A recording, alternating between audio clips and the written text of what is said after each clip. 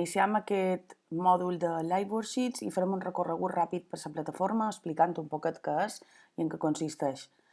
Live Worksheets és una plataforma de fitxes interactives. Bàsicament el que fa és convertir aquelles fitxes que tenim en PDF en interactives i autocorregibles.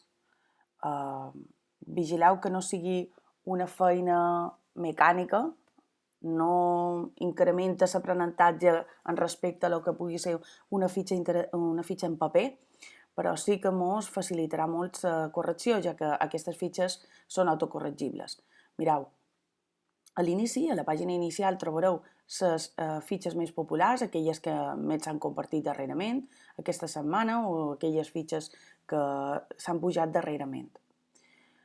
Tenim les fitxes interactives que podem seleccionar per categoria o anar a la recerca automàtica, a la recerca avançada, que podem recercar per un tema, per un idioma, assignatura, etc. i fem una recerca de tot allò que ens interessa.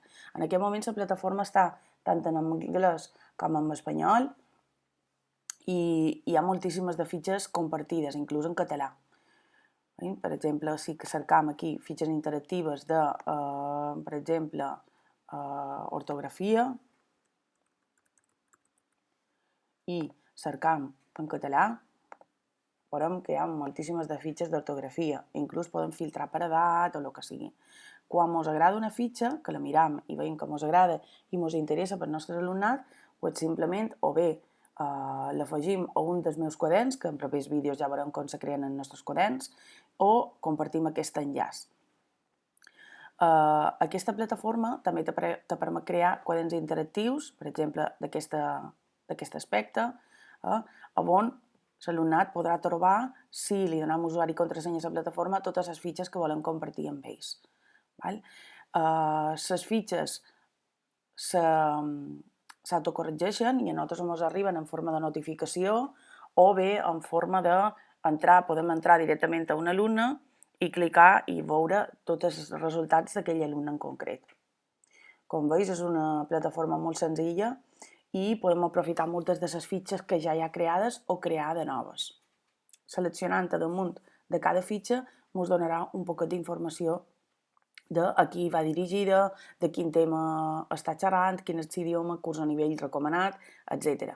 Nosaltres podem agafar aquestes fitxes tal i com estan o bé editar-les i adaptar-les en el nostre grup d'alumnes. Canviar preguntes, editar, canviar l'idioma, per exemple, si seleccionem les respostes diferents, etc. Com veus, és una eina molt útil.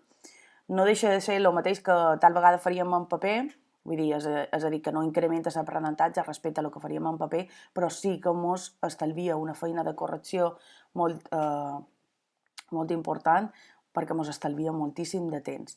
Afegim també l'element motivador, perquè l'alumnat, només de fer-ho amb ordinador, ja pareix que li ha d'agradar més que fer-ho en paper, i res més, això és tot.